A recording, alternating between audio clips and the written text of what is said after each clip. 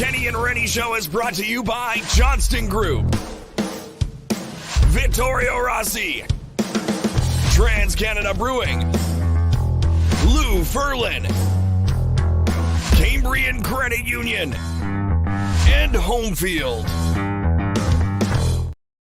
Hello, everybody. I'm Sean Reynolds from Sportsnet, about to be joined by Ken Wiebe from the Winnipeg Free Press. And together we are Kenny and Renny, and this is the Kenny and Renny season preview. Ran in the door right now. We were just down at the rink covering the Jets practice day today. Raced home from the Hockey for All Center where they practice. Kenny is trying to get here as quick as he can. You know, Renny's a little faster out of the gate than Kenny is. That's why I start the shows, and that's why he, takes some time to get there. But when he gets into the green room, we'll bring him in. But I just got to say, it's great to be back. I want to say this is the inaugural show of the 2023-2024 season, but I guess maybe the honor for that goes to the Adam Lowry show. We love the numbers that we did there.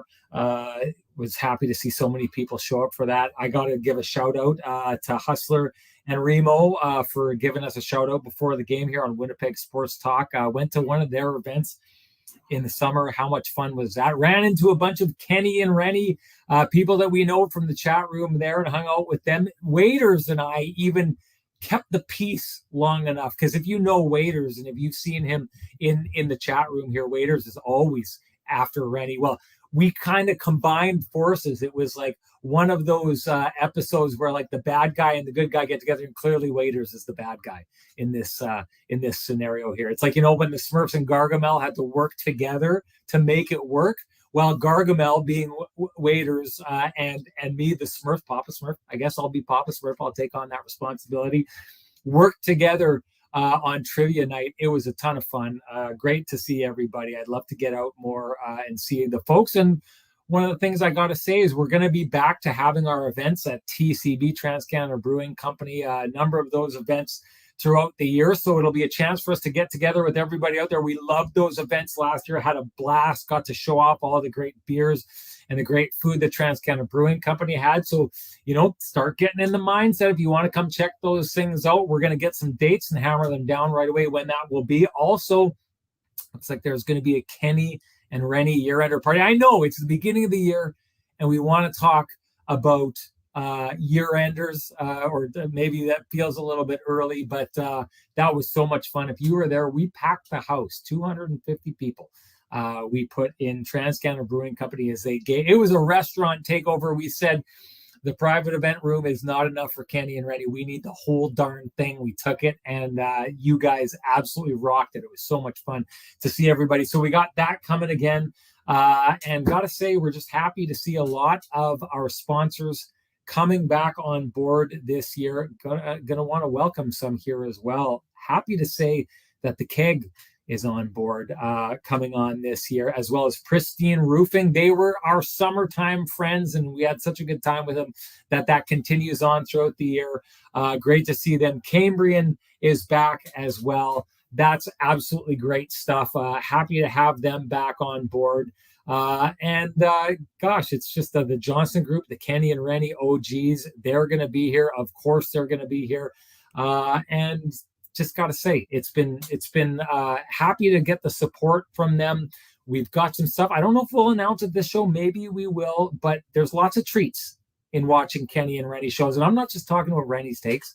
I'm talking about some really good treats that we're going to be handing out this season. Maybe we'll save that for the first of the year, but you are going to want to show up the first post-game show. You're going to want to show up for it, because it pays. It literally pays to watch Kenny and Renny, and you get some great hockey talk, some great chats, and the group, everybody. It's going to be great. It's going to be absolutely great. So I don't want to make everyone wait any longer because I've waited long enough to talk to this guy. The good thing, the real good thing about this show, the season preview, is that Kenny and I really haven't talked a whole bunch about this team and what is happening with this team. So Renny's takes, his bang on, rock solid, guaranteed takes, are going to be coming in here. And Ken's, which can be up, they can be down, they can be all over the place.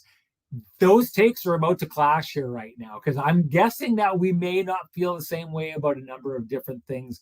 And I can't wait to get to it. I hope you can't wait to get to it either. And that means it's time to not wait anymore and bring in the man with the best music in the business. Here comes Kenny.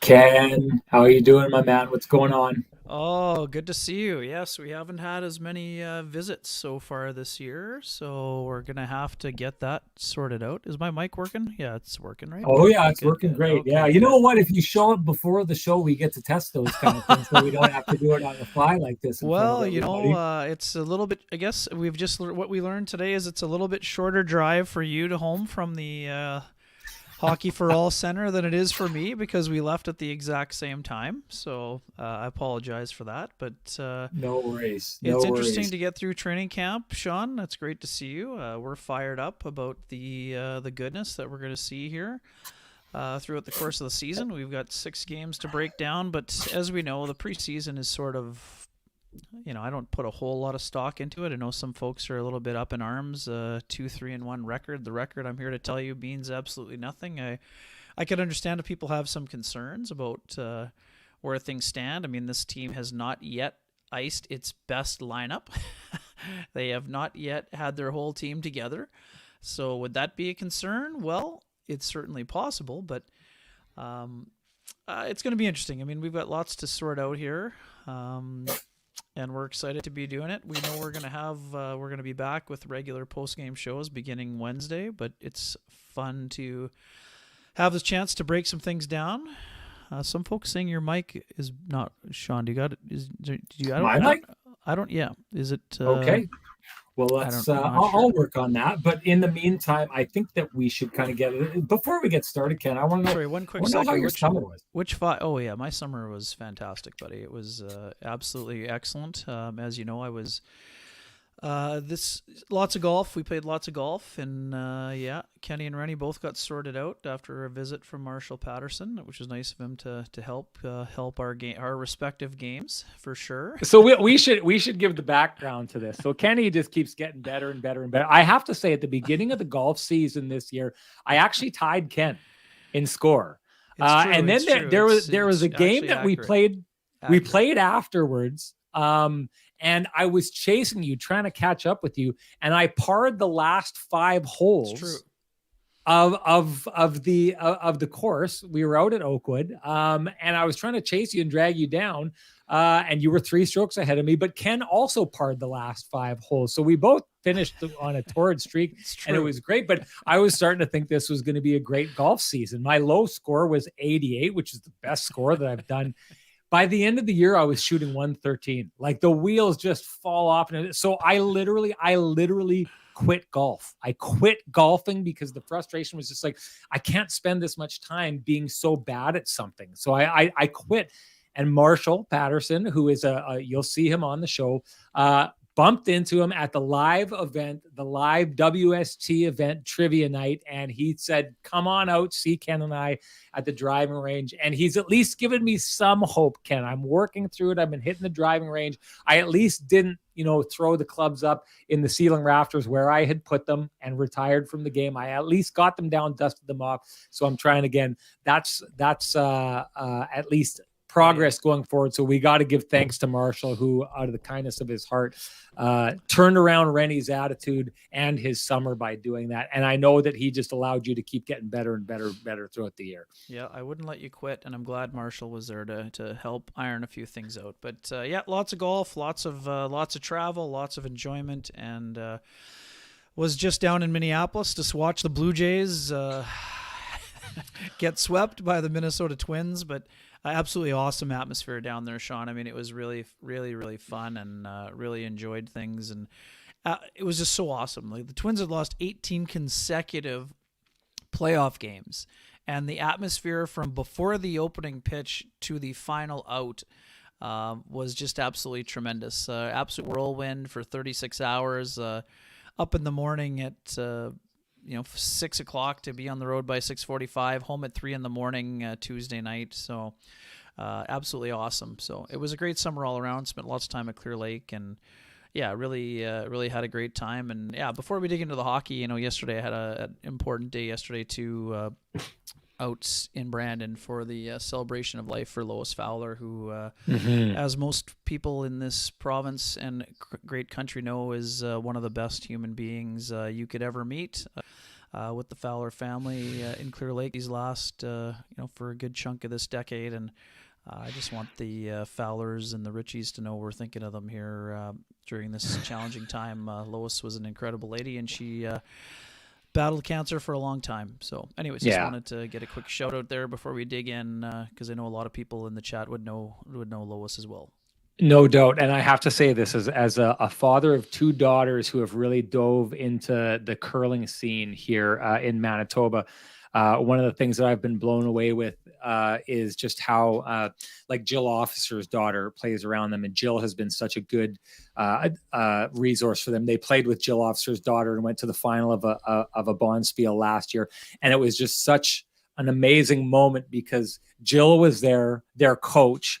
And then Caitlin Laws showed up to watch them play. So you've got an Olympic gold medal winning coach in watching them play is a two-time Olympic gold medalist. And then taking pictures on the ice for Curling Manitoba was Connie Laliberty, who was like the queen when I was growing up. And you just take a look around at what a great community that is, and how all the ladies and the gentlemen who are, represent Curling Manitoba do such a good job with our kids. And Mrs. Fowler was obviously one of those as well. So tough to see her go.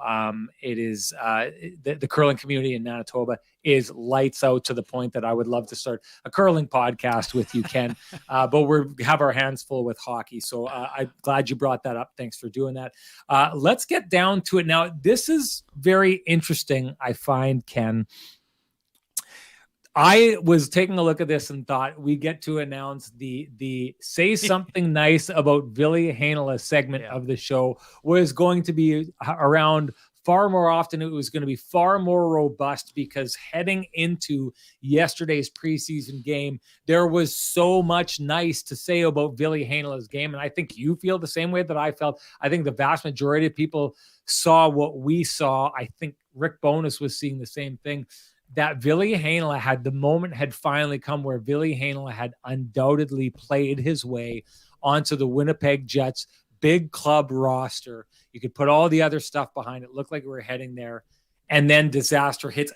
I don't know about you, Ken, but for me, Billy Heinola was, and I don't know if maybe this says something about the camp itself, but I thought for me, Billy Heinola was the biggest story of the Winnipeg Jets camp. And to see it cut short with the news today that he broke his ankle and is out 6 to 12 weeks, will be going home to rehabilitate that injury, going home to Finland to do so. That is really rough news for Winnipeg Jets fans, for the Winnipeg Jets, but first and foremost for Billy Heinola, whose moment had finally arrived, and it gets taken away from him and us and everybody invested in the Winnipeg Jets at the very last minute in the preseason. Yeah, I mean, absolutely terrible misfortune for Billy Heinola. As you mentioned, I think he's been one of the best Jets players in camp, and given all of the things that we've been discussing for the last few years, he did everything that he needed to do to prepare for training camp. He got leaner, he got stronger. I thought he was playing an assertive defensive game. Obviously, there's still work to be done, but you can say that about every single player. But this is a guy that needs reps against NHL competition. He played very well against NHL competition, even though we know that competition level varies throughout the course of training camp and the preseason. But he was really starting to play with a ton of confidence. There were 2 nights where he played over 25 minutes. I mean, the circumstances, once there was an injury and another time Logan Stanley was in the box for almost an entire period. So he took full advantage of every opportunity. And it's interesting. I mean, going into training camp, and also based on how Rick Bowness was distributing the power play minutes, where Declan Chisholm was the guy running the first pairing. Obviously, Chisholm was hurt later on at the latter stages of camp, but Heinola outplayed Chisholm to this point of camp. So yeah, he was going to make a difficult decision, even more difficult for the coaching staff and the management team. And suddenly he's going to find himself on IR and out for probably a minimum of 8 weeks, and it could be up to 12. And it's very demoralizing for Ville, because as a guy who's, kind of been waiting, sometimes patiently, probably sometimes impatiently, all the work that he did in training camp, it's not all lost, Sean, because he at least had a wide window to show the improvements he's been making. But in terms of his body, the rehab process is going to be the next challenge for Ville Heinola. Now he's going to have to knock somebody out of the spot, whereas before, I think that he had earned a spot in the top 6 for opening night. Now, I'm not sure if Rick Bowness felt that way, but it sure looked like he was going to play opening night. And now he's going to have to reset the clock, get surgery, go back, spend some time around his family, and then the real work gets going, Sean, where now he's going to have to knock out, somebody who is between 6 to 8 in terms of, he went from being the pace car to being in a chase position when it comes to his standing on the blue line. And, it's injuries are part of hockey, but you can't really prepare for a moment like this. And of course you're going to feel badly for a short amount of time, but you can't feel badly or sorry for yourself for very long, because the next thing you know, someone else is going to try to pass you. I mean, Rick Bowness, you were in the conversation with him today, Sean. Parker Ford was scheduled to play in 0 preseason games and was the story of camp up front. And now it finds himself at or near the front of the recall line. So things change pretty quickly. And now it's up to Heinola to, dig in on the not today, because he's going to have to get some things taken care of first. But, tough news for him for sure. Today, for the folks who didn't see the tweets, Nate Schmidt slid back into the third pair. Let's go quote unquote third pairing with Brendan Dillon. I would imagine those guys start the season together. Sean, my feelings. I really like those two on as a pairing. I think they can bring out the best in each other, and that also means there's a big opportunity for Dylan Samberg on that second pairing with Neil Pionk. So, anyways, we'll dig more into the D in a minute, but yeah, I wasn't quite ready to say it was going to be a nightly part of the show with the Ville, say something nice about Ville, but he had given people a lot of opportunities to say a lot of positive things about his play during the preseason. And yeah, that's just sort of a devastating way for his preseason to end. Got kind of tangled up with Eric Brandstrom, and it looked like his ankle kind of crumpled underneath him. And honestly, as bad as this is, Sean, if it were something like an Achilles injury where he was done for the season, that would have been even more demoralizing. Oh God, yeah. But this is still bad for sure. But hopefully for him, he has an opportunity to get this sorted out, get through the rehab process, and get himself back. Obviously he's going to need time with the Moose, based on coming out of this scenario.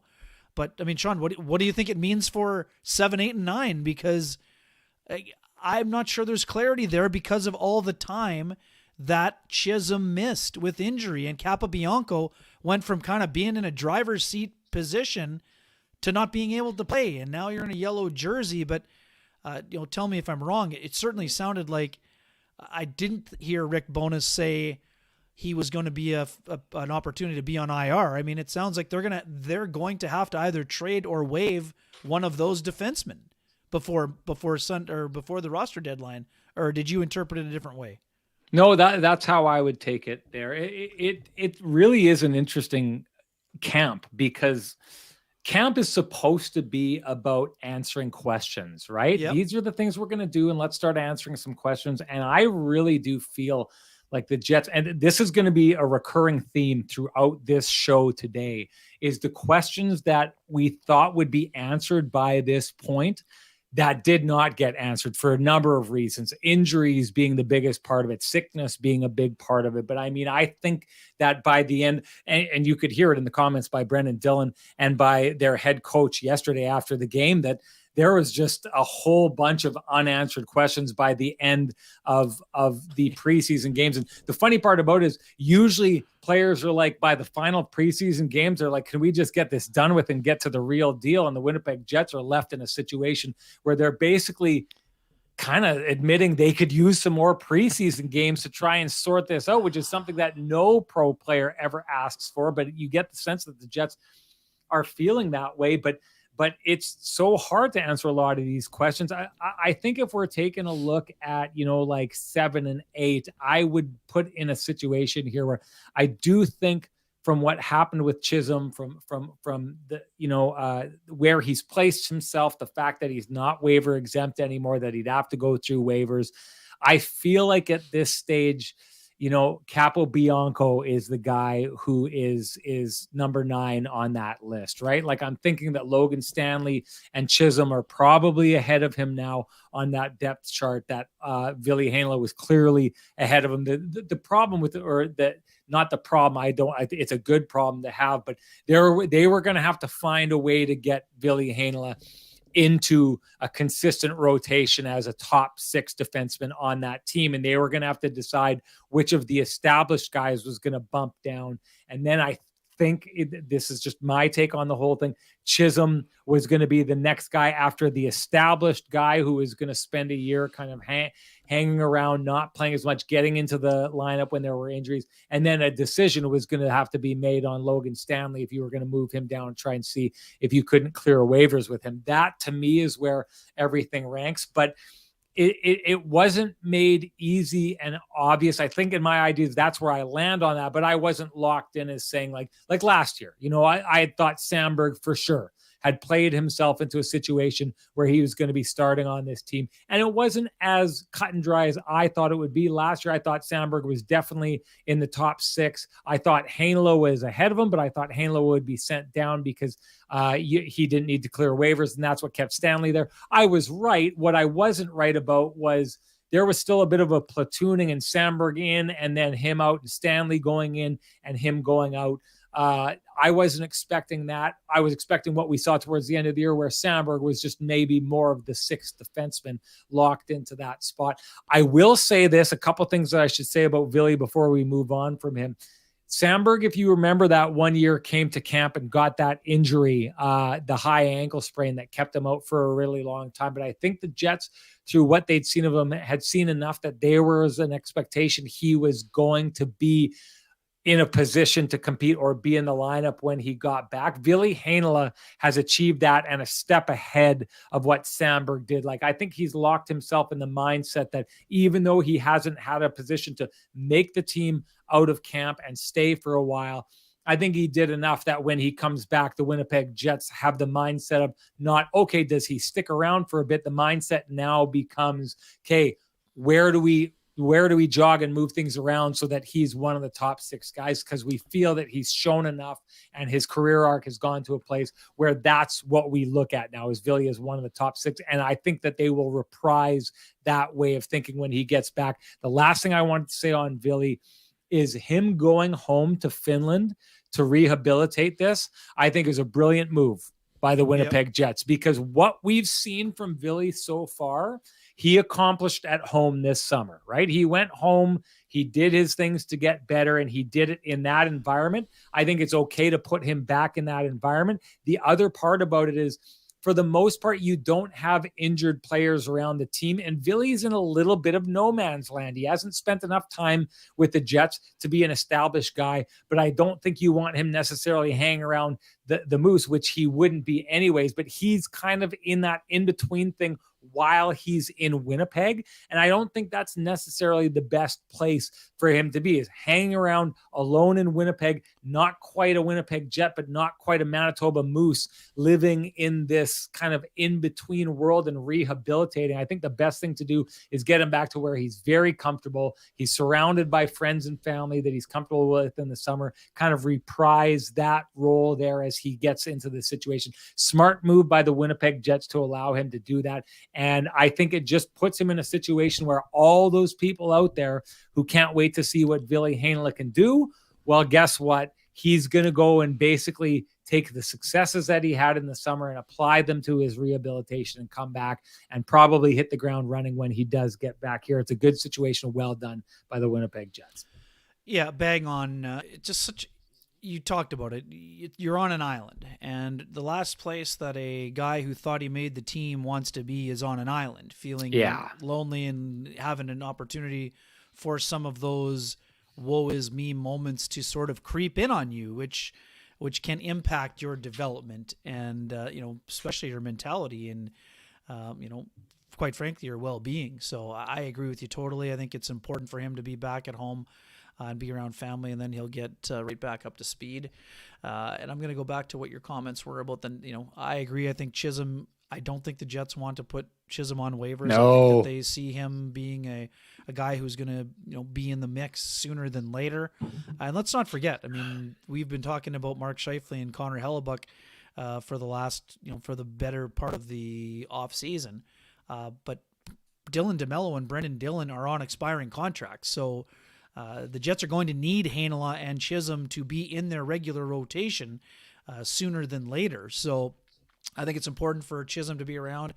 And it's interesting, Sean, what I would say about Kyle Capobianco is this. Although I agree with you, I think he's most likely to be put on waivers. I also think he is the best candidate to be the eighth defenseman because he's shown that he can go long stretches without being, he doesn't miss a beat when you put him back in the lineup. So it's interesting. He is probably the most likely to be gone, but, Logan Stanley's missed a lot of time in between games, but it's been because of injury. Can he be sitting around for a month at a time and then jump in the lineup and play at a high level? I mean, that we don't have any real history of that. So it'll be interesting to see what happens. And, we also know that every team is looking at the periphery of their roster and thinking, oh, maybe there's an upgrade here, maybe there's an upgrade there. But I don't think the Jets are ready to waive Logan Stanley, but I do think if somebody called and made him an offer, I think Logan Stanley is a guy that could play on one of those teams near the bottom of the standings. But sure, but who's going to do that? It's not going to be a big offer. That's what I mean. It's not going to be a substantial offer. So I don't know. They're in it still. We talked about this a long time, and we thought it would be the logjam would have been sorted out a long time ago. This is why you keep your depth, because one of those young players is going to miss, upwards of 3 months. But at the same time, they still have to decide who's going to be the number 8 defenseman. No doubt. And then 7 and 8 will be battling for whatever else. But I don't know. It's going to be an interesting situation. But, we're in agreement here. I think that Kyle Capobianco is most likely to be waived. But I also think he's probably the best candidate to be a number 8 guy. So yeah. I'm going to handle this the rest of the show. I talked about the theme of questions. Actually, before I get to that, I should just notice, I know why it slipped the top of my mind. It's because I'm not looking at myself and seeing the way that I'm dressed. I forgot to mention, we met with Frankie and went out for dinner, had a great dinner with Frankie, who had, not his best summer, but he's rebounded. He's come back absolutely firing on all cylinders, to the point that you and him were talking about great wine stuff. And I was sitting back throwing out terrible suggestions as you both shook your head at what I have in my wine cellar. I guess I'm not at that level yet, but great to have Frankie back on board. It was just great to spend some time with him too. So having them back on board, and there's a couple more announcements that were just Frankie and the boys out. at Vittorio Rossi. Frankie and the boys of Vittorio Rossi, of course. A couple more announcements in the hopper about to pop out there. We'll have that all sorted out by our first show, which will be coming up next Wednesday. But I want to get back to this, and I want to talk about the question mark. So this is what I was thinking. I think this has been a really tough camp for the Winnipeg Jets. And I think it makes the whole idea of will they or won't they make the playoffs, which is the question we'll probably end on, a little bit trickier to get a gauge on, because there's certain things that I would have liked to have seen before the end of training camp, and questions that were like, okay, we can put that question aside. I almost feel like all the major questions that they had surrounding them went unanswered for the most part. So I'm going to preface this and say we're going to work our way through the major points of camp as though they were questions to be answered, whether or not you thought they'd been answered enough. So I'm going to start right off the top with the top line. Mark Scheifele as of right now. And the one thing that I caution when it comes to lines is we could spend all the time saying, well, it's not going to work this year because I don't think that line's going to work and I don't think that line's going to work. And with a couple switches here or there, the lines are totally different and it's all a moot point anyways. But we're going to take it as it goes with camp. What you're looking for as a coach is a game plan that's going to work. So if this line 1 works perfectly, we don't have to change them. We carry them through the year. Same thing with line 2, same thing with line 3, up and down the lineup.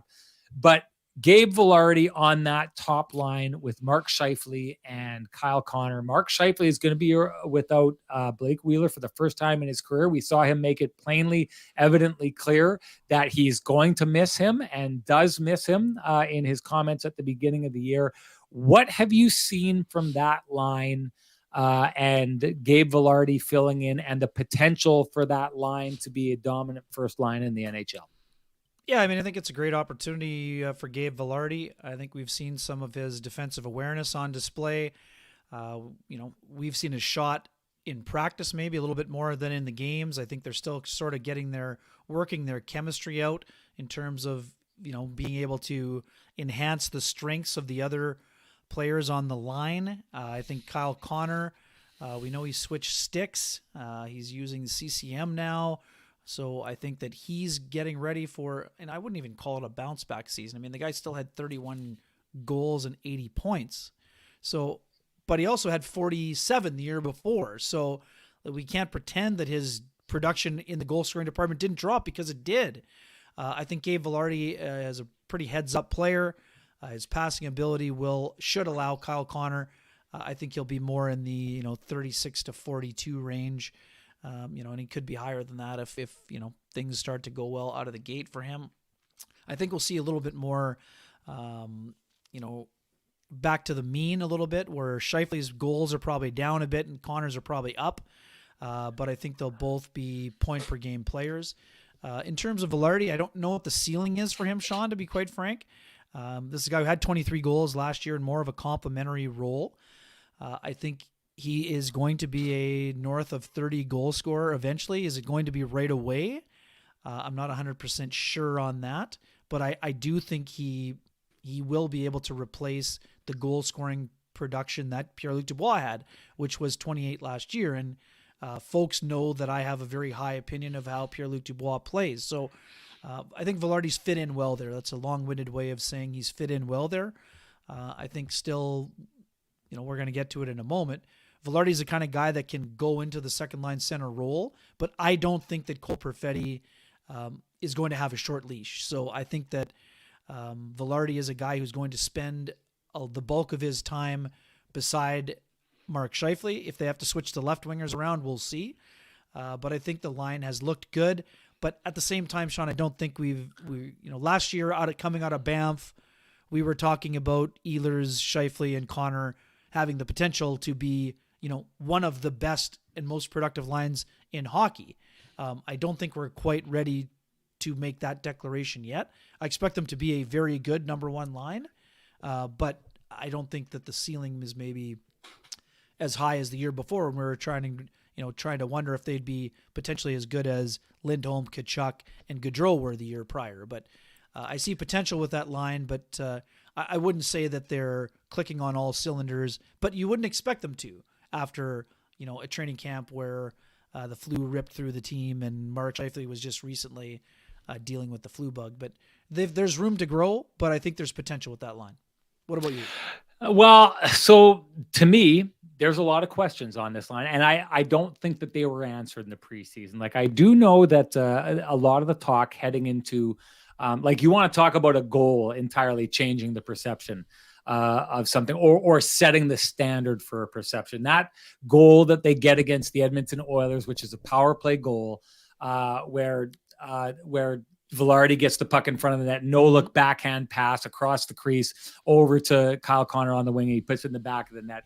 I do feel that there was a real kind of thought process in the city after that, with everybody, within the media, within the fans, everybody, that I've heard the term that, oh man, are those guys snapping it around? And I hear this over and over again about how much that line clicked.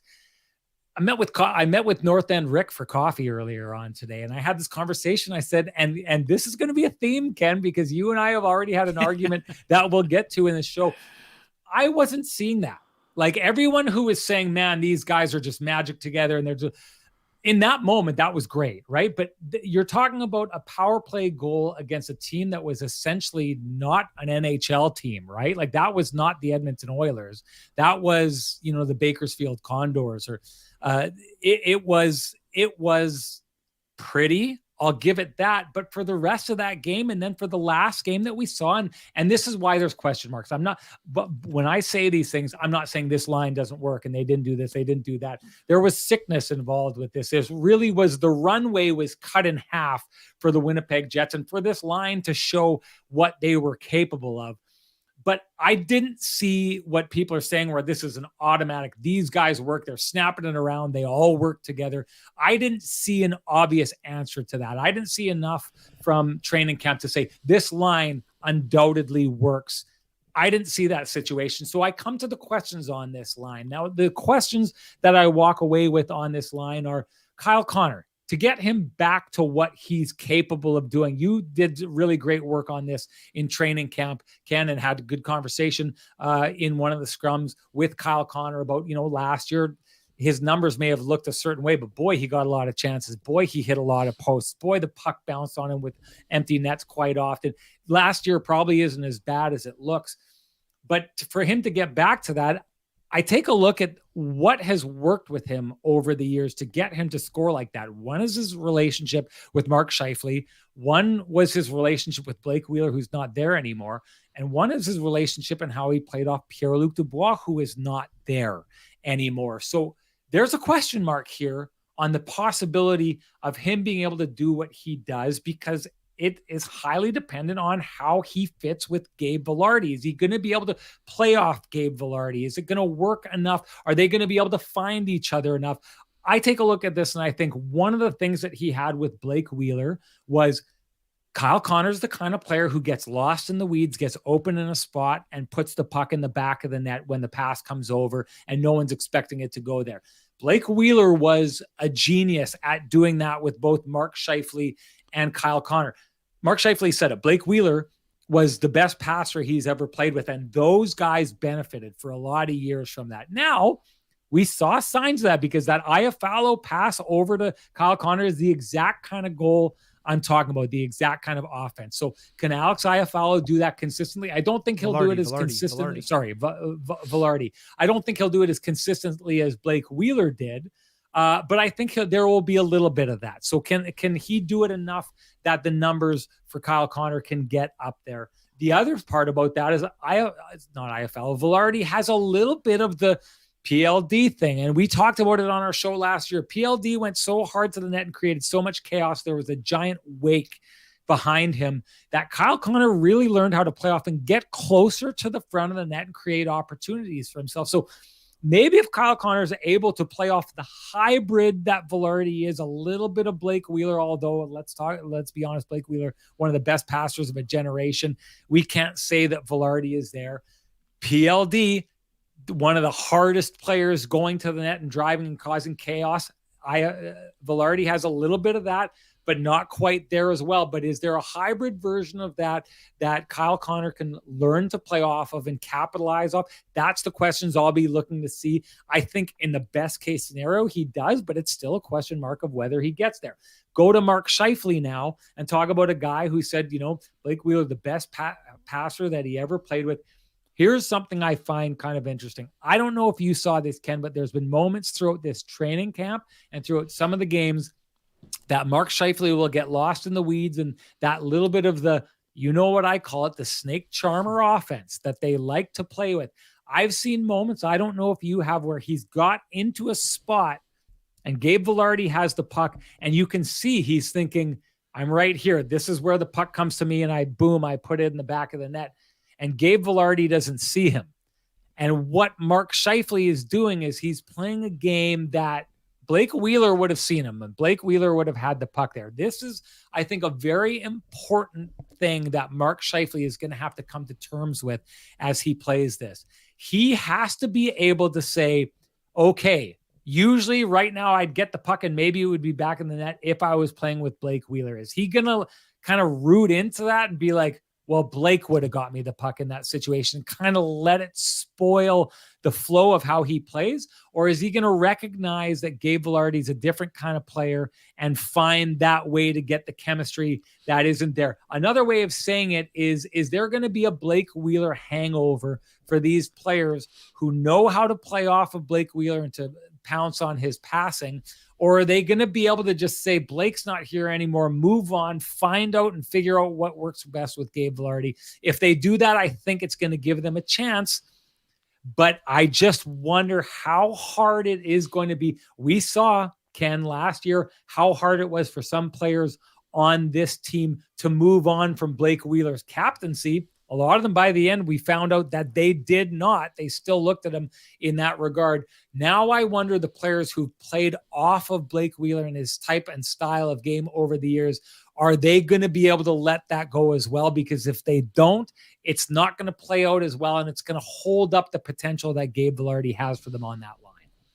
Yeah, I mean, I don't think that the Wheeler effect will be in the hangover variety for those guys. I mean, we saw Kyle Connor move to a line with Pierre-Luc Dubois, and his game didn't really dip, right? So the biggest difference with Kyle last year was even strength goals. I mean, I was looking this up just now here, the last 2 years, only 8 power play goals. So that's incredible. That his year that he had 47, Sean, 36 even strength goals for Kyle Connor, including 9 game winners. Last year at even strength, he was down to 23 goals. So that's the biggest part of the disparity is there.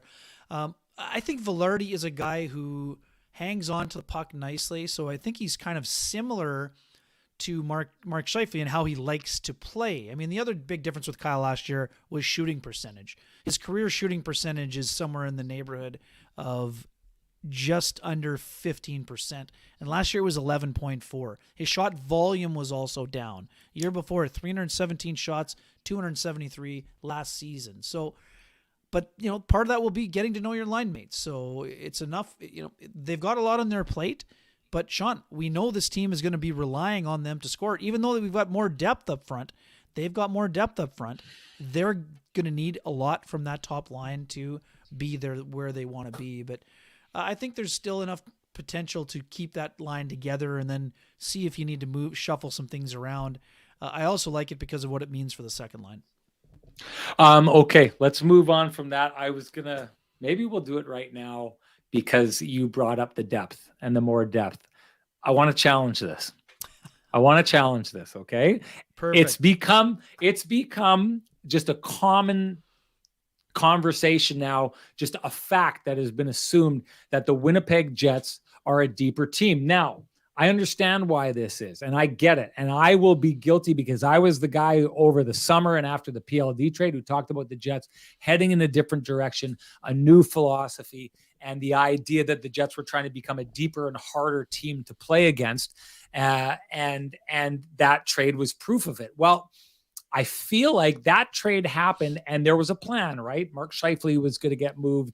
Connor Hellebuck was going to get moved. And I thought that they were maybe going to go for depth moves because they were trying to retool. And then the plan kind of, hit a roadblock and hasn't really moved since. So I guess I would say it like this: outside of Ville Heinola moving up and moving out an established defenseman, which I think we were expecting to see that happen before the injury. I take a look up front and I look at it like this: Blake Wheeler's gone and Pierre-Luc Dubois is gone. And coming into the lineup is Alex Iafallo, Gabe Vilardi to replace those two players. And then we've got Kupari on the fourth line.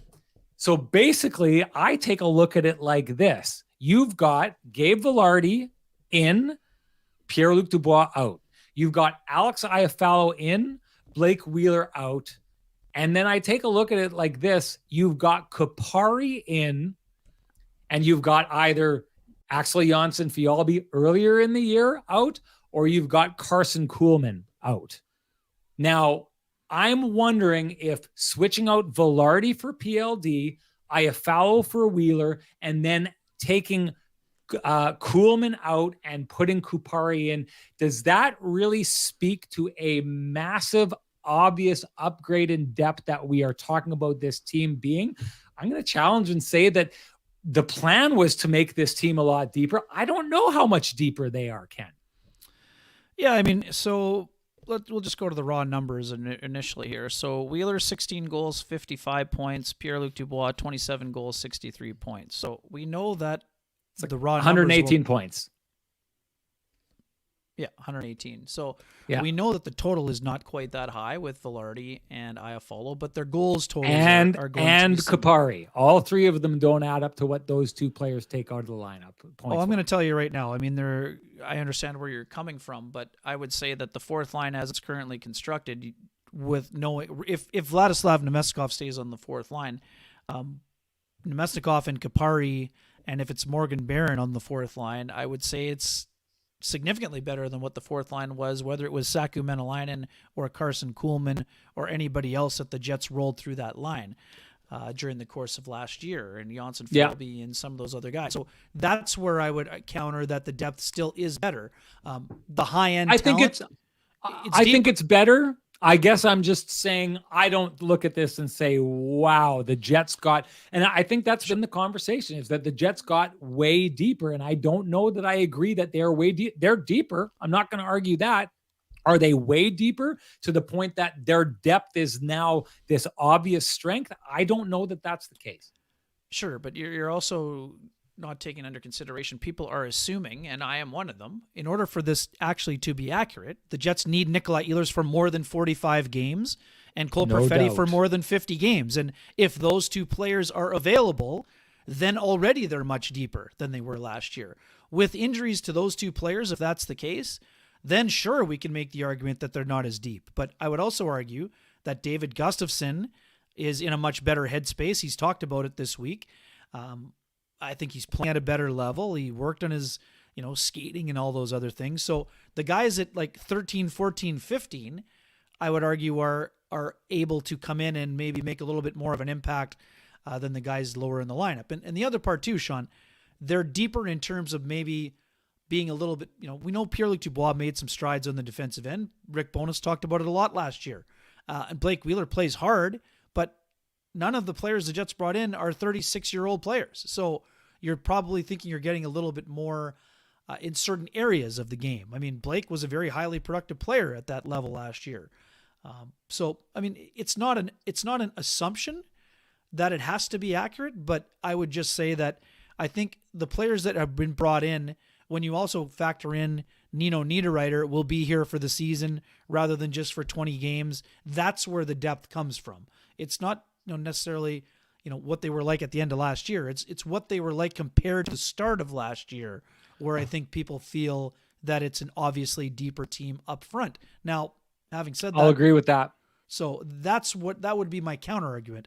Now, if any of those top six players miss significant time, and if multiple players miss significant time like they did last year, then Sean, you are bang on. What you didn't say, but what you meant is that the Jets won't score as much if they have significant injuries in the top two lines, because a lot of the players who have been added would be more in the complementary scoring roles. I mean, Vilardi has to be a primary scorer eventually, but I mean, There's no guarantee Kupari is going to be a double-digit guy. I think he could grow into one, but he hasn't been yet. So the onus is on him to grow into that kind of player. Now, Iafallo is interesting, Sean, because he can be a kind of guy that cleans up some of the defensive things if he's playing on the second line, but I think he can also give the third line a little bit more offensive zip. Iafallo's a kind of guy, you can almost mark him down guaranteed for 14 to 17, but I think this could be a 20-goal scorer, depending on what role he is asked to play. And that's going to be good news for Adam Lowry, because I don't think that Adam Lowry is going to have to drag around a Christian Vesalainen this season. So I expect that if Iafallo is on the third line, that third line is going to be more productive than it has been the last couple of seasons. So that, I think, is where the other part of the depth. The third line should score more, and the fourth line should score more. Now, it's up to the top six to show that there's not a significant drop-off, considering the offense that went out the door with Dubois and Wheeler. No doubt. That's a tricky balance to make. On the subject of that, I know that we talked about, the first line, second line, all that kind of stuff. It's likely to change. I have been thinking kind of deeply on this and that third line based on what Lowry did last year, because that third line showed last year they were capable of driving the bus on this team. Now, do we expect that to happen from game 1 through game 82? I don't think so, and I don't think it would be fair to expect that. As good as they were down the stretch there, it seemed like that team just got superhuman at one point. But if you wanted that third line to carry, I think that the best possible version of that third line, I don't know why this got into my head, but the best possible version of that third line and maximizing Adam Lowry. I think you take a look at Adam Lowry. He was great down the stretch, but his numbers over the years tell us what we can typically expect from Adam Lowry, right? So I think that if you want to really maximize that line, you kind of got to get scorers that drag him along and drag his numbers up. I don't think Mason Appleton's that guy. And I had this conversation with Kelly Moore from CJOB. He disagrees with me on this. Christian O'Mell from CJOB, him and I had this conversation at the game last night. I think he's a little more on my side when it comes to this.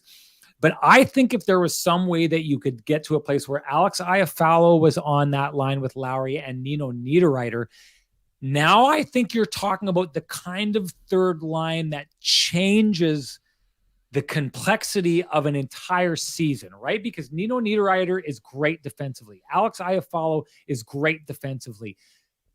Lowry is a bear defensively. So you would have a line that would be so hard to play against, but Niederreiter can get up ice and score. Iafallo, we've seen, Ken, has, and I know there's some people have said to me, I haven't seen a lot from Alex Iafallo. Don't worry about Alex Iafallo. We know what he's capable of. He's going to be a great player for the Winnipeg Jets. If you got that line together, not only could they score significantly, and I think you could take Adam Lowry's numbers and really spike them, but then you've got that line that you kind of feel comfortable putting against anyone, a first line, a second line, a third line, a fourth line, and a line that you're not just playing stalemate, because I think that's what happens a lot of times when you've got Appleton and Lowry who score at the rate that they do. I think for the most part, you're putting that line out and you're saying they're going to be heavy, they're going to wear guys down. But for the most part, if this is a chess match, those guys are going out and just trying to play to a stalemate. They're not usually going to win the scoring advantage and give you that extra goal that gets you over the hump in the game.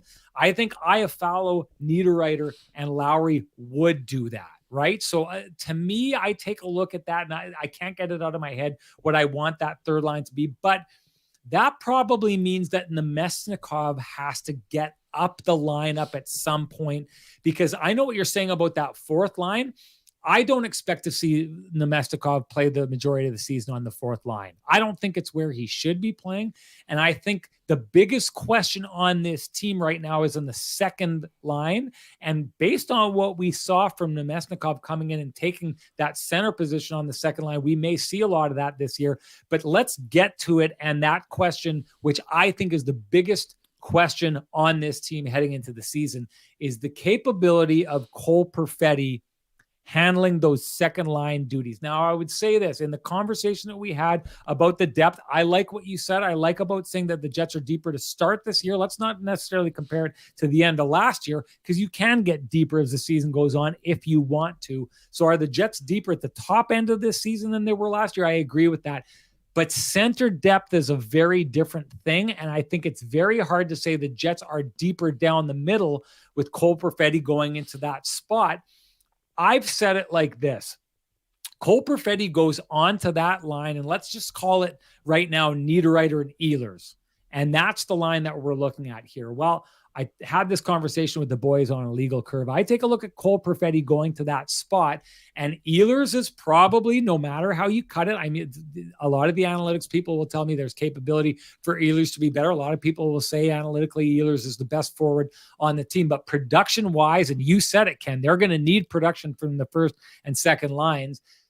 The numbers tell us that Kyle Connor is a step above Nikolai Ehlers. The numbers will also tell us that as a line mate, Pierre-Luc Dubois is a step above Nino Niederreiter. So what you've done is you've taken a line last year where Cole Perfetti got to be a peripheral player, as you know, PLD really drove the bus and Kyle Connor really drove the bus, and he got to kind of hide in the weeds and do what he did. That's not going to happen this year. He's with two players who are probably a little bit of a step down, and now he's being asked to carry that line. Can he do it? To me, that's the biggest question on this team. And again, I take a look at the preseason, and I don't see any obvious answers there. Is he going to be able to carry that line?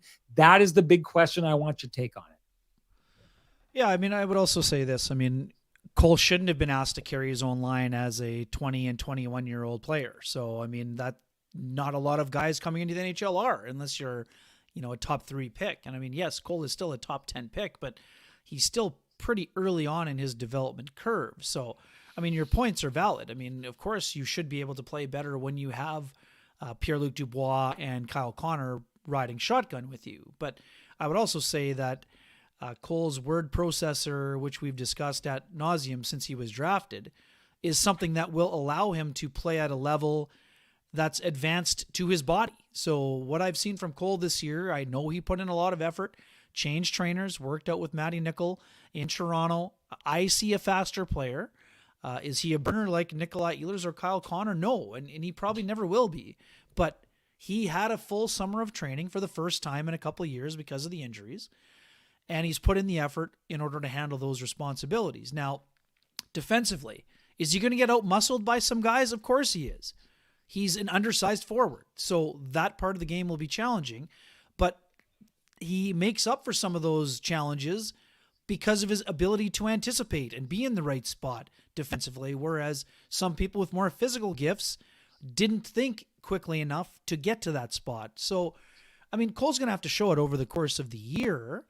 I do think that as he continues to advance, he can grow into a second-line center role, and I wouldn't put it past him to become a top-line center. But we're not going to anoint him the top-line center until he shows he can do the job on the second line, where he should have some more favorable matchups. But he will be matched up against bigger, stronger guys. But it's never been an issue for him in terms of his ability to contribute because he's so smart. He's a gifted passer.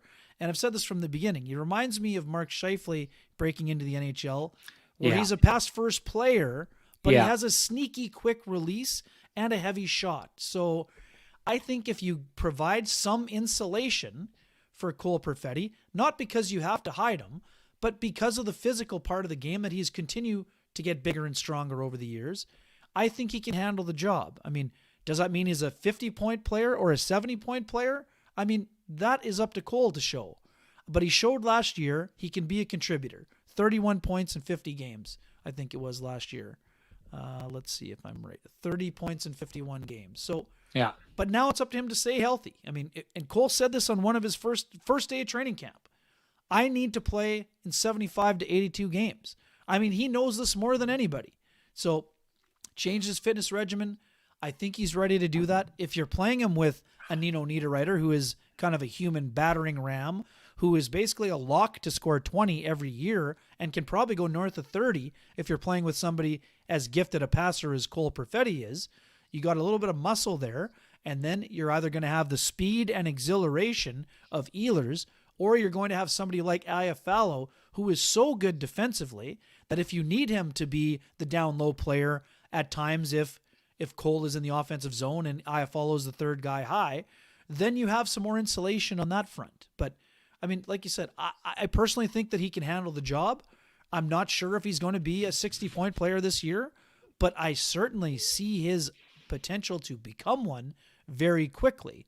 Now, a lot of that is contingent on health, but I think Cole Perfetti is in a situation where, I mean, we saw what Matt Boldy did for the Minnesota Wild last year, and he was rewarded with a big contract. Now, we've been spending all this time talking about unrestricted free agents. I mean, Cole Perfetti is going to need a new deal at the end of this year. So he's also in a situation where if he has a big season, he might be one of those guys who's looking for, the Jets could be looking at as a long-term investment rather than going the bridge route, which so many other players at his age have gone. So to me, it's a huge year for Cole Perfetti to show he can do all of these things in order to further enhance his value. But you're right. I mean, he's going to have to show that, that he can be more of a line driver. But I think that the 2 years, even though they were shortened to injury, I think there was enough potential shown that he can grow into a play driver. And I think it's probably happening sooner than later. I agree with that 100%. I think we've seen that the vision is there for Cole Perfetti, right? Now the ability to kind of play with that body at the NHL level, figure out his new teammates. Like, I have no doubt that it's going to get there for Cole Perfetti, but I think the point that you made that I agree with 100% is the ask and how much of an ask it is for a player like that. And this is one thing that kind of put it into perspective for me. You go back to Cole's draft year, and if you take a look up and down, there's a lot of players, that's the Alex Lafreniere year, right? Quentin Byfield goes second overall. You saw Jake Sanderson last night for the Ottawa Senators. A lot of players up and down that. Dawson Mercer is from that draft. Now, Dawson Mercer is a 30-goal scorer, right? But Dawson Mercer also plays on the third line for the New Jersey Devils, right? Like, he's hidden. Just like I was talking about Cole kind of being, it's the second line, but being somewhat hidden because defenders so have their hands full with Pierre-Luc Dubois' physicality and Kyle Connor's amazing speed. There's a lot of open ice for a guy to play with there, right? Just like for Dawson Mercer, it's the same thing, playing on the third line of that Devils team that is really, really talented. But go and take a look at that draft year and what the Winnipeg Jets are asking from Cole Perfetti right now. They are asking more from Cole Perfetti than any other player in that draft, including the first and second overall pick. The only player right now who's being given more responsibility and more to do is Tim Stützle from the Ottawa Senators, who really came into the league at 18 and kind of took off, right? But sometimes what you need to do is you need to go take a look at those players' peers and see what's being asked of those players to kind of get an idea of what's being asked of Cole Perfetti. I know a lot of people are just saying Cole Perfetti, he was a first-round pick. It felt like he dropped in that draft. The Winnipeg Jets were ecstatic to get him. He went to the AHL and he did really, really great. But this doesn't change the fact, and I put it like this, last year, he came up and played really, really good as a young player, but the mathematical equation that the Jets were giving him to solve was far easier as a winger on a line with Kyle Connor and Pierre-Luc Dubois than the mathematical equation that he's being given this year as the second line center with two line mates that are not as good as the line mates as he was with last year. This is a hard problem they've given Cole Perfetti to solve. And to your point, are you going to get more out of the third and fourth line this year? The expectation is yes, but is that going to balance what you potentially lose in the top six scoring? Because a lot of that is going to be dependent on how Cole Perfetti does and how he pushes his line mates. The one thing that I would say is the trap door that the Jets can spring and get him out of there and put someone else in. I say this again, Vladdy Nemesnikov, I don't expect him to be a fourth line player on this Winnipeg Jets team. At some point, he's either going to be on the third line or the second line. And what we saw last year was Nemesnikov was able to go in for large swaths of the time that he was here with the Winnipeg Jets, go in as that second line center and really make the team sing in the process when he did it. One of the players who loved playing with Vladdy Nemesnikov was Nick Ehlers, right? So I do think what you have is the potential to take and put Vladdy Nemesnikov in as your second line center, Nikolai Ehlers on the wing, and then Cole Perfetti on one of the other wings, and then kind of hide him a little bit again. So that I think that option exists to give him a break at second line center if he's having some problems with it. Add in a player that already has built-in chemistry with Nikolai Ehlers, and then free up Cole Perfetti to continue doing what he's doing. Because again, I do think, not saying he's not going to pull it off, but if I had to bet one way or the other, I think it's good if you take Cole Perfetti right now, put him at second line center and leave him there for 82 games. I think it's going to be a tough slog for that player to make it through injury-free and progressing as a player. Vladdy Nemesnikov is the pressure release valve that you can put in that line, and it would also create the opportunity to move Niederreiter down and create that Niederreiter, Lowry, Iafallo line that I've been talking about. So I do think the Jets have options here, and I think that Kevin Cheveldayoff went out this offseason and made sure to get Nemesnikov to create that pressure release valve. I think it was a smart move, and it's one place that the Jets can go to alleviate this big question that I think has really a lot of the Jets season riding on it.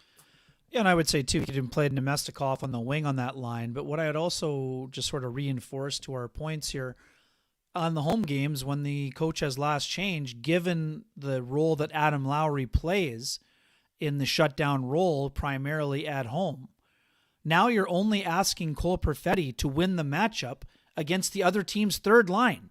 So when you have Ehlers and Cole Perfetti going against the other team's third line and second or third D pair, they could actually do more than just compete at that level. They might light those guys up, quite frankly. So I think that the ability to, what we were talking about, the depth issue, if the Lowry line can be productive offensively and play a shutdown role, now you're looking at the Pittsburgh Penguins model where the HBK line was able to light up and feast on the opposition's third line. Same with Chicago in those early years with Kane. So, it's definitely twofold, and it's a question they have to answer. But I think Cole is up for the task as long as he's healthy. I think they're going to do a good job. But, Nikolai Ehlers is, for me, he could have, in a breakout season, it sounds absurd, but as great as Ehlers has been and as great as his per 60 numbers are, he hasn't scored 30 goals, even though his skill set tells you he should score north of 40 if he can stay healthy. So that's a big question mark in terms of what he can do. And if he's playing at that level, when you have someone as smart as Cole playing with him, that's obviously going to impact his ability to produce a large number of points. If they can both stay healthy. But for sure, we're going to see what happens, but I would say that Cole is going to be able to take a big step forward this year. At least that's what I see, and now it's up to him to show it. No doubt. Okay, lots that we could get into, but we're already 1 hour and 7 minutes into the show, so let's just get down to it. I want you to give me your best prognostication of how you think this season is going to go, Ken. What does it look like? Yeah, the Jets are a bubble team. Does that mean they're, 14th to 22nd? I'm not 100% sure. What I do think is that in the Central Division, for me, it's very simple. You have the Colorado Avalanche and the Dallas Stars in the cream of the crop, the upper crust, and then you have the Jets, you have the Minnesota Wild. I'm going to give a slight edge to the Nashville Predators when it comes to the fifth slot because of UC Saros and because of Ryan O'Reilly.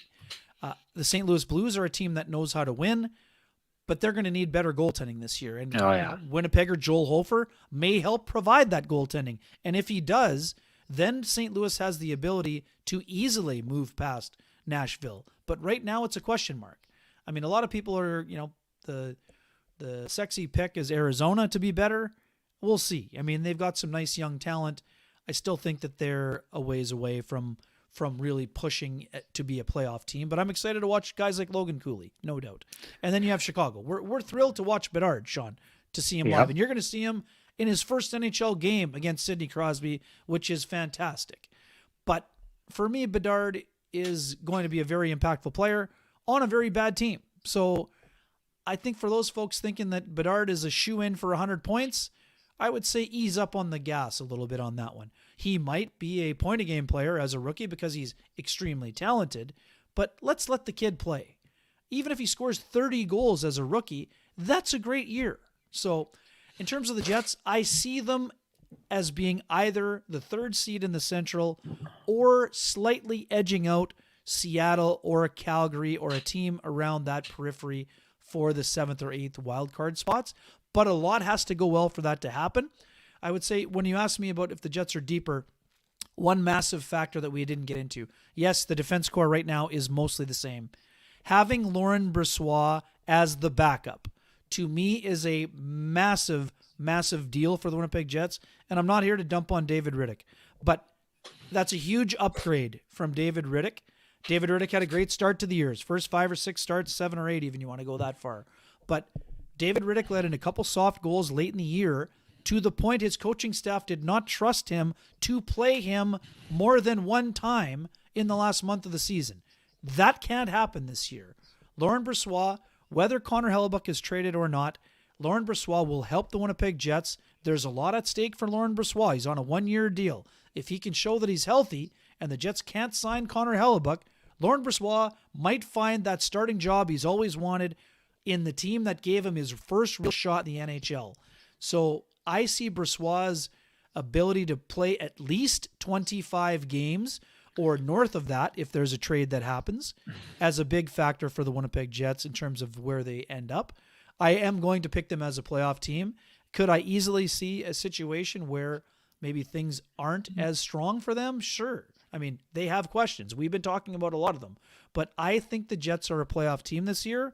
They're not a slam dunk to be one, but I expect them to be a playoff team. How about you?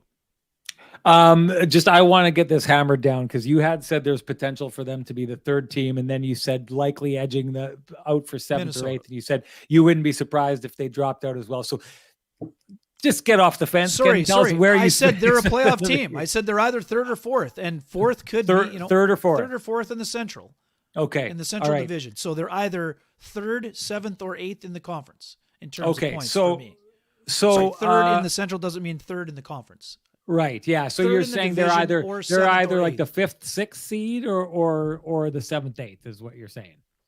Essentially, they're going to be either playing the second place team in the Central or in the wild card. Okay, there we go. I'm going to say 3rd. Okay. I'm going to say 3rd in the Central. The 3rd seed in the Central. Okay. 3rd in the Central, which in the West would be probably 5 or 6. But 3rd in the Central, I'll take that. Okay, I like that one. Now, just a reminder from last year, I had picked the Jets to finish as the 3rd seed in the Central last year. It was looking like a pretty good pick at the beginning of the year. I had them as a wild card team. You had them as a wild card team. I was looking silly for a while. Yes. In the end, Ken was right. And it took almost very close to the largest collapse in NHL history. The largest, if they would have fallen out of the playoffs, it would have been the largest late season collapse in NHL history. It still was one of the largest late season collapses ever in the NHL for them to get into that spot. That's what it took to get to that spot. But Ken was right last year. So Ken picked the 7th, 8th, and that's where it ended up. What's that, Ken? Sorry, this is like golf. There are no pictures on the scorecard. At the end of the year, I was right. No pictures on the scorecard. Matter. It doesn't matter how you get to your score. I'm reminding everybody of what we did last year. So last year, I ended up being more optimistic about the team. This year, I want you to pick whether they finish. So you're saying 3rd in the Central. 3rd in the Central, slightly ahead of Minnesota. That's what Ken is picking in this situation here. Okay, I want to get into this. I think that there is just far too many question marks that are going unanswered right now. It's tricky for me to take a look at them. And here's the other part of that. The one thing, and people who watch the Kenny and Renny Show will remember this analysis from last year. My explanation of what happened with the Jets out of the gate last year was that they just got to their game quicker than pretty much anyone else they played. I don't know if you remember me saying this, Ken, but what it felt like for the first couple of months of the season last year was that a team would come rolling in, and whether it was Dallas, who had a pretty good start, or whether it was Colorado or Minnesota, who had a really rough start to start the season, Calgary, go on, you can go up and down the list, even LA to a degree. It felt like teams would come in and they were still kind of trying to find their identity, who they were, and they'd roll in, they'd play the Winnipeg Jets, who knew exactly what they were supposed to be and were playing Bones' system to a T. And you could tell because Bones very much laid out, this is what their identity is supposed to be. And that's what you saw on the ice night after night after night. So the Winnipeg Jets last year make the playoffs and don't fall out of the playoffs because they came out of training camp knowing exactly who they were supposed to be, how to play that system, and to get into it. And they got to it, I think, earlier than almost any other team in the NHL.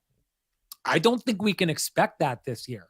Based on what's happened in the preseason and where the Jets are sitting right now, I look and I see a team that really didn't have an identity in the preseason here. And now they've got today, and it was a good practice today, Ken. You were there. You saw them going. It was a good practice. But the Jets have a practice today and Saturday and Sunday and Monday. Or sorry, they're off for the next 2 days. So they've got a couple practices to turn around what they haven't been able to accomplish in the preseason. And I don't see that same start as the Winnipeg Jets had last year, because their team, from what we've seen so far, and I know you said it to start the show, preseason doesn't mean a lot, but not being able to show that you get and have achieved your identity, I think says something as well. So I don't think the Jets are positioned to have as hot a start as they had last year. And I think from trying to figure out if Perfetti's the guy on the second line, trying to figure out if if Velarde fits on that top line, trying to figure out if Kupari's fourth line is going to be, a defensive juggernaut or be able to chip in more offensively, trying to figure out if the defense is going to be more like what we saw at the beginning of last year or at the end of last year, are all a lot of questions that make it really hard for me to look at this team and say they're going to have a really good start to the season. And I just take a look at this, and I think that there are a number of teams. So you went through it. I think Colorado lands ahead of them. I think Dallas is going to have a really good year this year. I think Dallas is going to win the Central. I think I've seen enough. The one thing we have to take away from Minnesota is Minnesota almost won the division last year, and they basically gave away the first 10 games of the season. I think the one thing that we've seen from the Minnesota Wild is they have an identity. They've had an identity for a while, and I've seen enough of them. I doubted them last year. I doubted them the year before. I've seen enough of them that I believe that the Minnesota Wild know who they are and how to play the game that they have to play. So I have them ahead of the Jets as well. I don't know if I have not, I think I have them ahead of Nashville, but I take a look on the other side of things. I think Calgary has a lot more potential to bounce back with a new coach and players who were really kind of spoiled last year. I don't mean spoiled as in given too much. I mean, I think their games were spoiled by the kind of tug of war and power struggle that was happening between them and their coach. They've cleared the air there. They sound like they're happy. I see an identity coming out of that team in the preseason. So I think that the Calgary Flames have more of a reason to have a bounce back this year than the Winnipeg Jets had last year. I take a look at the Seattle Kraken. I think they are that team that probably you can expect to get maybe a little bit better every year. So I think they're tough to get ahead of. I think LA Kings are established and arrived. I think the Vegas Golden Knights, we know what they're capable of. And I think that you take a look at the team like the Edmonton Oilers. I'll give you a sneak preview of our picks this year. I've got the Edmonton Oilers winning the cup this year. I've got them coming out and winning the cup. I've got them in a cup final against the New Jersey Devils. That's what I have. That's 5 teams out of the Pacific and 3 teams out of the Central Division that I think are going to finish ahead of the Winnipeg Jets. So the numbers for me don't add up to the Jets making the playoffs this year. There's too many question marks. I see them on the outside looking in and dipping out of the playoffs. That's what I've got. Now, I wanted to see some of these questions being answered. I think there's potential there, like you said, for the Winnipeg Jets to push. And hey, listen, every year we talk about this team's going to be great. This team's going to be great. Look what happened to the Colorado Avalanche last year. Look what happened to the Calgary Flames last year, who a lot of people thought would contend for first place in the conference. There's a lot of stuff to happen here. And I think the Winnipeg Jets baseline is a team that if any of those teams that I just mentioned drop off, I think the Jets are positioned to jump into that spot, and they're probably ahead of everybody else. So to me, they're right on the bubble, but I think they're on the wrong side of the bubble. And if the season plays out the way it's going to, and if the question marks remain unanswered for a certain part into the season, or it takes some time for the Jets to answer the Perfetti question, answer the Velarde question, I think the time that it takes to answer those questions will cost them. And I think the Jets find themselves outside of the playoff dance looking in. Yeah, I mean, for Calgary, I mean, a lot of those teams, and I will have to say this as well. I mean, I have New Jersey coming out of the East as well. I know everyone's, fairly fired up about them. They've got some questions still, but they're a very good team.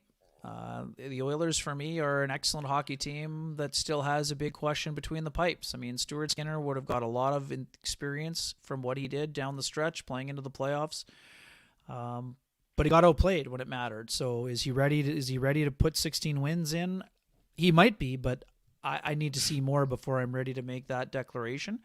I know Jack Campbell's had a nice training camp as well, but I'm not ready to have Edmonton coming out of even the Pacific, given that they're going to have to go through LA and Vegas or some combination of that to get there. So Calgary's going to be counting on a bounce back from Jacob Markstrom and Jonathan Huberdeau. I mean, there are a lot of other things that need to go well, but those are the two biggest things for them.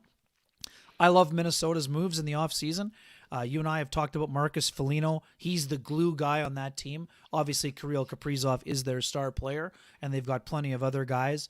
Signing Marcus Foligno to a 4-year deal, absolute important, critical move for Bill Guerin, for a team that plays hard, plays tough, wants to win playoff games. My issue with the Wild is that they're, fourth line. You have to fill it basically with league minimum players because of the $15 million in cap penalties to Zach Parise and Ryan Suter. And I also need to see a little bit more in the goaltending side. I mean, Marc-Andre Fleury, could he have a bounce back year?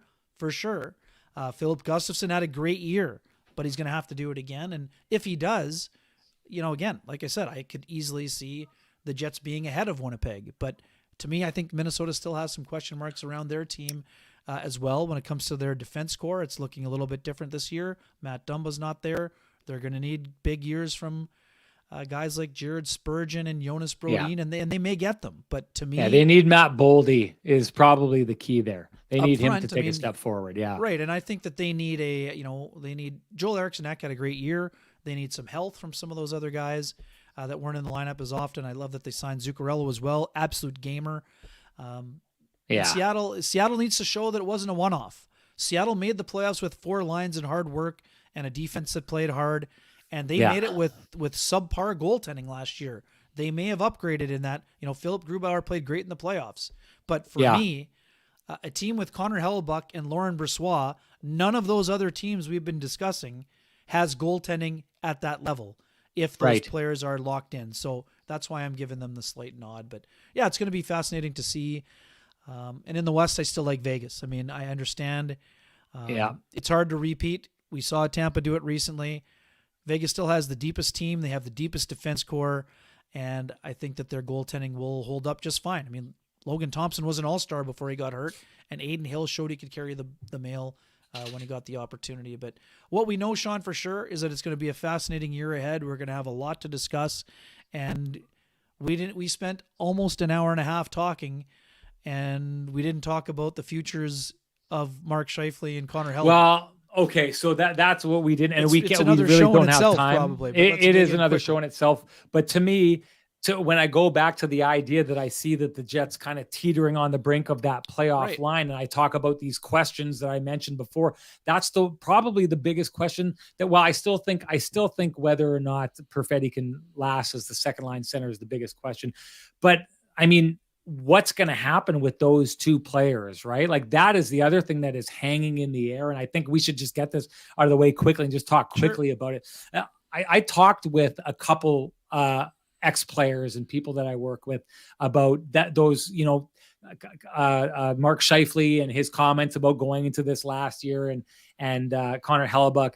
And a former player said to me, when I asked him what he made of the words said by Connor Hellebuyck and Mark Scheifele, is he'd said, that is exactly what I would say if I was gone the next year. Like that, they did not say they did not come out and say Steven Stamkos, I'm upset that a deal isn't done. And I'm kind of why is this not done? They didn't come out and say that. Everything that they said could be construed as, hey, maybe it's a possibility that I'm in Winnipeg, but I'm not locking anything down. And I'll tell you something. I know people aren't going to want to say this, but the way that those guys handled that is the exact same way Pierre-Luc Dubois handled the same thing last year in an interview with me, where he told me Winnipeg Jets should have high hopes at the possibility that Pierre-Luc Dubois would be in Winnipeg long term. We take a look at that afterwards, and clearly that was not the case.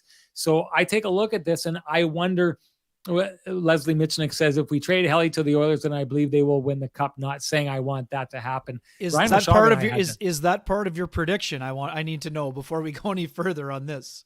Well, it's funny. That part of the Oilers winning? Is that part of the Oilers winning? I covered the Oilers last. Okay, I'm going to say the answer to that is most definitely no. I covered the Oilers last year. I think they have a lot of belief in Skinner, and I think another year of Skinner, they're hoping, really takes things forward. I mean, Skinner's got the pedigree to start heading in that direction. They really liked him, and the players have his back. So I don't think that the Oilers think that goaltending is as much of a problem as everyone here thinks it is. But just to go and close this out, the whole Hellebuyck and Scheifele situation, the Jets, what we've seen from them in the past is when things are rolling, they can be very good. The problem that we've seen with the Jets ever since 2018 is that when problems hit, how they respond has not been very good. This hasn't been a resilient team. And this is a team that seems to, when things start to fall, they aren't able to stop it. And when they get in free fall, they're really not able to stop it. And I think that the whole situation with Connor Hellebuyck and Mark Scheifele and their unknown futures really has the potential to expedite that and make that a further problem, because if people feel there's not an investment there by those players, either outside or inside the dressing room, I think it becomes that much harder, which is again why I think this is a situation that really has the potential to derail the Jets season and make it harder for them to pull together and get over that playoff line. Last word to you, Ken Wiebe. Yeah, I mean, I would just say this. I mean, I think Mark Scheifele is still open to an extension. So I don't think that it's going to be a distraction for him. I don't think that he's the kind of guy that's going to put it in cruise control and wait for his next team to sign him to big dollars. He knows what's at stake for him, both in terms of legacy and his next contract. And in terms of Hellebuyck, I mean, this is a guy who is self-driven all of the time. I mean, does he want to know what he's making in his next deal? Yes, but his pursuit of the Stanley Cup, I think, comes first.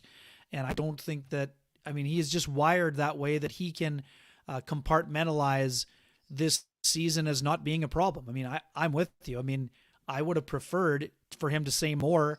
I mean, Sean, you were there beside me when I basically asked him if a long-term deal was important to him, and he talked about rumors.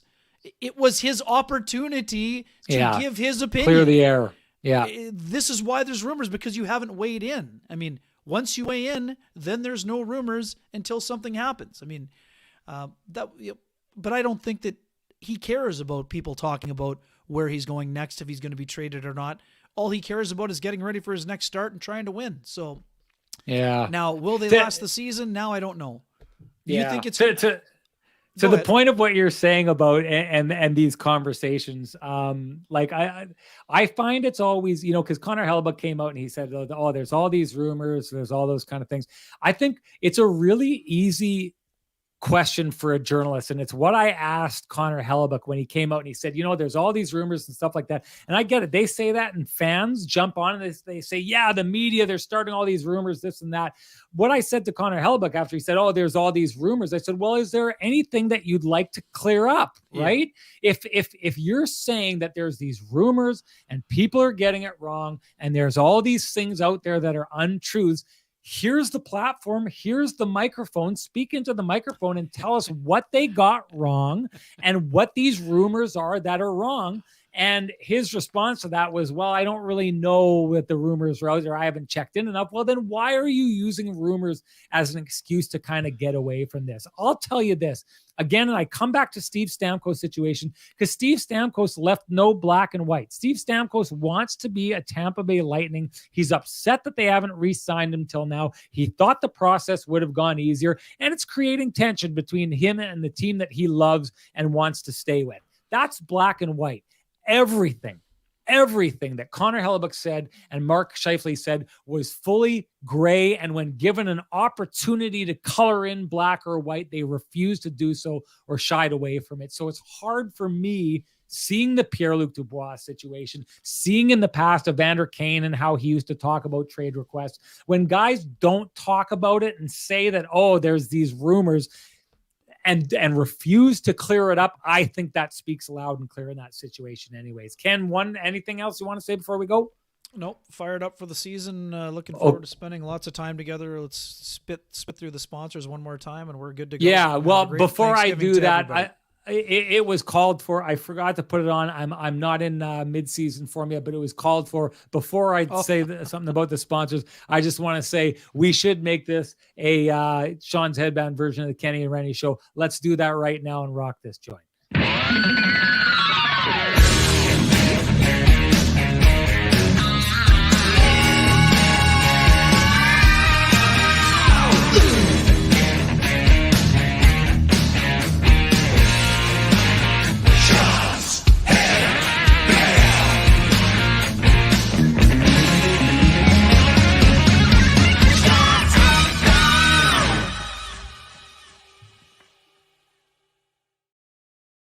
There we go. Hey, I was hoping people notice. I know someone said something about the flow, but people should know earlier on. I grew the hair out over the summer. I've been trying to get it going because I wanted to get a little bit of pizzazz to go with the headband this year. Because when you've got a song like that introduces it, you better bring it afterwards. So Rennie's at the very least trying to bring it. Before we do shut this down, I just wanted to give a shout out for our sponsors who are back this year and some of our new ones. We're going to dig a little bit more into, like I said, Ken, we're not going to do it here, but we're going to announce we got a lot of goodies to get to when it comes to our Kenny and Renny post-game shows. So I want to thank Cambrian Credit Union for being back on board. Wanted to welcome the Keg.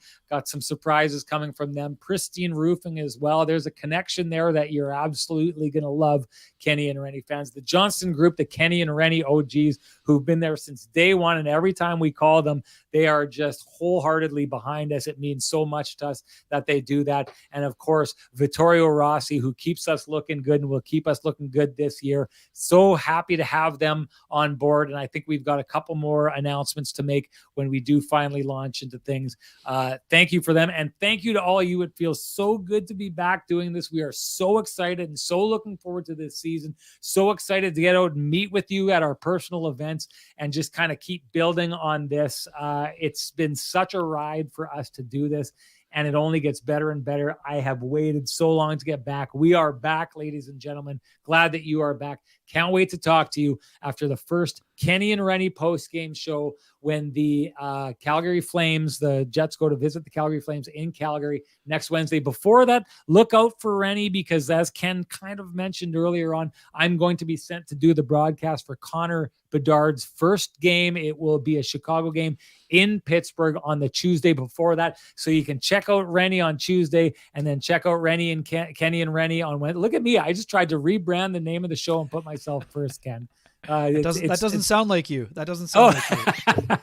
Anyways, thanks everybody for being along for the ride. Thanks for our sponsors. You know the drill. Please support our sponsors because they fight every day to keep this going in this space. Thank you so much for that. Thank you to everybody. We will see you on Wednesday after the Jets' first game of the year. The Kenny and Renny Show is brought to you by Homefield, Cambrian Credit Union, Lou Ferlin, Trans-Canada Brewing, Vittorio Rossi, and Johnston Group.